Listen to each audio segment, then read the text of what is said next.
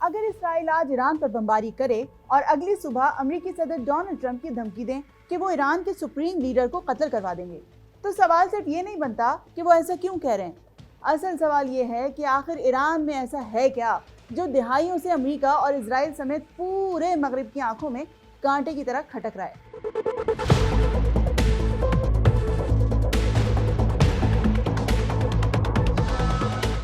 मैं हूं बिनिश अब्बास और आज मैं उस मौजू पर बात करूंगी जिस पर लोग बात करने से डरते हैं। वो टॉपिक क्या है ये मैं आपको आगे चलकर बताती हूँ। फिलहाल मैं ये बताऊं कि अमेरिका और इजराइल को ईरान से इशू क्या है।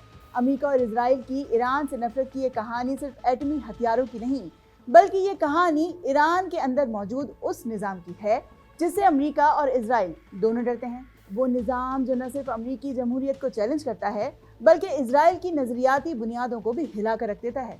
यही वजह है कि कई दहाइयों से ईरान को मुसलसल दबाया जा रहा है, उस पर इक़्तिसादी पाबंदियां लगाई जाती हैं और फिर एटमी हथियारों का बहाना बनाकर उस पर जिंदगी तंग की जाती है, उस पर हमले किए जाते हैं। हाल ही की बात देख लें, इजराइल ने ईरान पर हमला किया और बहाना वही पुराना था, ईरान का जौहरी प्रोग्राम। इस बार ईरान खामोश नहीं रहा।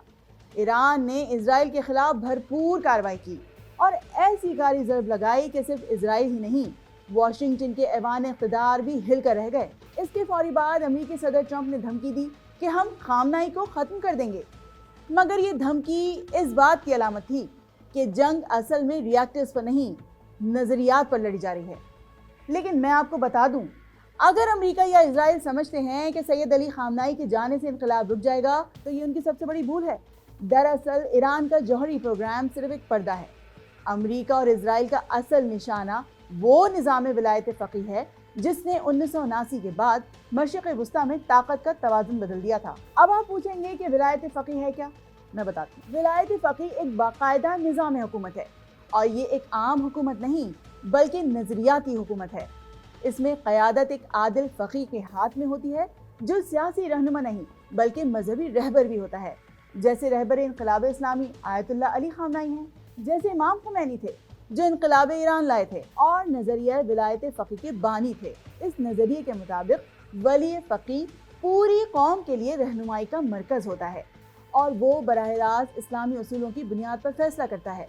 ऐसा नहीं है कि अमेरिका हमेशा से ईरान का मुखालिफ रहा है। इनकलाब ईरान से पहले ईरान अमेरिका का सबसे बड़ा इत्तेहादी था। इजराइल की खुफिया एजेंसी मोसाद तेहरान में खुलेआम काम करती थी। ईरान की हुकूमत वाशिंगटन की कठपुतली थी। ईरान यूरोप का मंजर पेश कर रहा था, मतलब सब तबीयत से बिगड़े हुए थे। फिर इमाम खुमैनी के जरिए इस्लामी इनकलाब आया।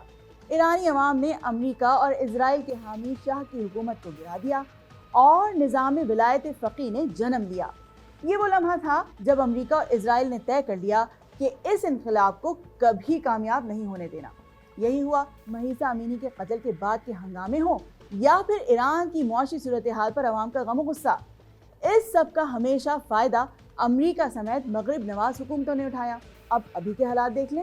इजराइल को उम्मीद थी कि अगर ईरान पर बमबारी की जाए तो लोग सड़कों पर निकलेंगे, हुकूमत के खिलाफ बोलेंगे, उसे गिरा देंगे। लेकिन जब हमले हुए तो कुछ और ही हुआ। ईरानी अवाम घरों से ज़रूर निकले, अपनी हुकूमत के खिलाफ नहीं, इजराइल के खिलाफ एहतजाज के लिए। ये वो लम्हा था जब इजराइल को एहसास हुआ कि ईरान में क़यादत महज एक फ़र्द का नाम नहीं है बल्कि इदारे, अक़ीदे और एक नज़रियाती तहरीक का नाम है।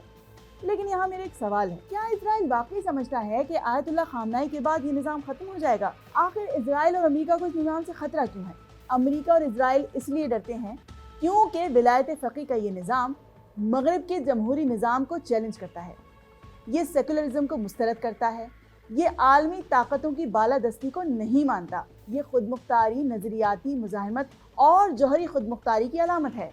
यही वो बेसिक रीजंस हैं कि अमेरिका और इजराइल ईरान को सिर्फ एटमी ताकत नहीं बल्कि अपने लिए नज़रियाती ख़तरा समझते हैं। यहाँ पर एक बात अहम है कि अगर अमेरिका और इजराइल ने वाकई ईरान की सुप्रीम क़यादत को निशाना बनाया तो ये सिर्फ एक शख्स पर नहीं बल्कि एक अक़ीदे पर हमला तस्वुर किया जाएगा और इसके बाद सिर्फ ईरान ही नहीं बल्कि पूरी मुस्लिम उम्मा इस निज़ाम की पुष्ट पर खड़ी हो जाएगी और फिर खित्ते में ऐसी जंग होगी जिसका इख्तिताम किसी के हाथ में नहीं होगा।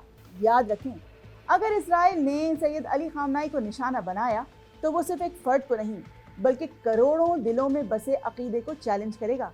इस वक्त ईरान में हजारों मजहबी और सियासी स्कॉलर्स ऐसे हैं जो विलायत फ़क़ीह के नज़रिए पर ईमान रखते हैं। ये निज़ाम एक इंस्टीट्यूशन है, न कि सिर्फ एक लीडर के बलबूते पर खड़ा है। खामनेई के बाद भी क़यादत मुंतखब होगी, निज़ाम चलेगा, मज़ाहिमत बाकी रहेगी। तो इजराइल अगर समझता है कि वो मिसाइल मार कर ये नज़रिया मिटा देगा तो वो सिर्फ एक ख्वाब देख रहा है। विलायत फ़क़ीह एक रूहानी धारा है और रूहों को ना बम मारते हैं, ना टारगेट किलिंग से दबाया जा सकता है। यकीन नहीं आ रहा ना, तो अहले गज़ा को देख लें, जहाँ 60,000 के करीब फ़लस्तीनी शहीद हो चुके हैं। माओ की गोदें उजड़ गईं, औरतें बेवा हो गईं, शहर के शहर उजड़ गए, लेकिन उनका अज़्म कम ना हुआ। आज भी वो सीना तान कर इजराइल के सामने खड़े हैं, बातिल के आगे सर नहीं झुका रहे, बल्कि अपने हक की खातिर शहादत के दर्जे पर फाइज होने को भी तैयार हैं। अगर आपको ऐसे लगता है कि ये सिर्फ ईरान की कहानी है तो एक बार फिर सोचें, क्योंकि ये कहानी ईरान की नहीं, ये कहानी है खुद मुख्तारी, नज़रिए और आलमी साम्राज्य के खिलाफ बगावत की। हमारी वीडियो को लाइक करें, सब्सक्राइब करें और शेयर करें ताकि सच की आवाज़ दूर दूर तक पहुंच सके। ये सिर्फ ईरान की जंग नहीं, ये हर उस कौम की जंग है जो अपने नज़रिए, अकीदे और खुद मुख्तारी के साथ जिंदा रहना चाहती है। खुदा हाफ़िज़।